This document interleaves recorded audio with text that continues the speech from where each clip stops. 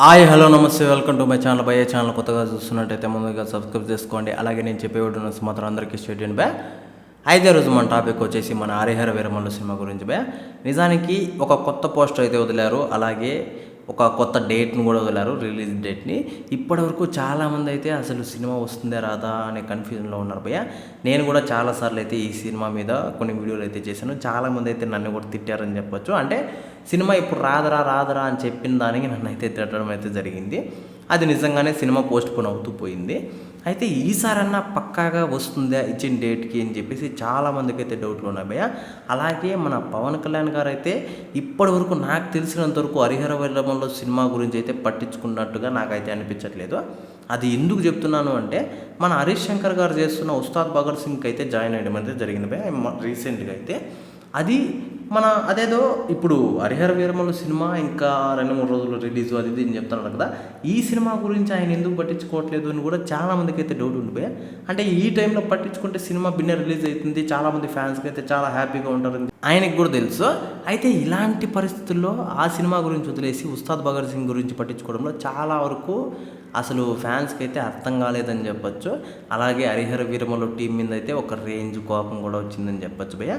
ఇక్కడ main matter వచ్చేసి మన పవన్ కళ్యాణ్ గారికి అయితే టైం లేదు అనేది ఎంత నిజమో, హరిహర వీరమల్లు సినిమా అంత బజ్ లేదు అనేది కూడా అంతే నిజం భయ్య. నాకు తెలిసినంతవరకు హరిహర వీరమల్లు సినిమా వాళ్ళు ఇప్పుడు ఇచ్చిన కొత్త డేట్లో కూడా వస్తుంది అని నమ్మకం అయితే నాకు లేదు భయ్య. ఒకవేళ వస్తే మంచిదే, నాకు కూడా చూడాలని ఉంది.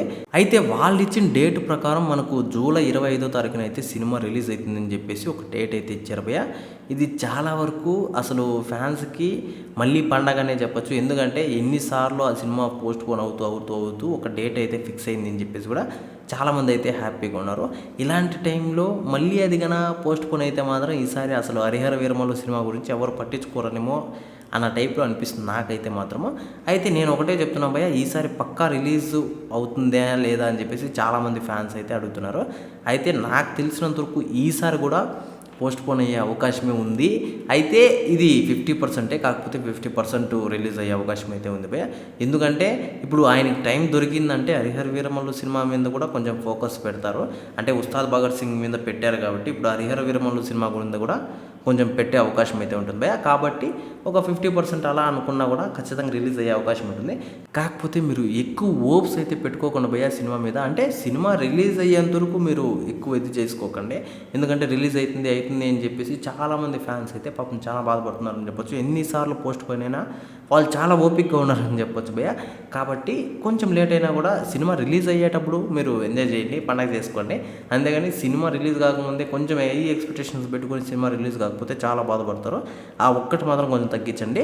అలాగే ఈ సినిమా ఖచ్చితంగా 25వ తారీఖున రిలీజ్ అవుతుంది అంటే కింద కామెంట్లో తెలియజేయండి భయ్య. మర్చిపోకుండా తప్పకుండా దయచేసి.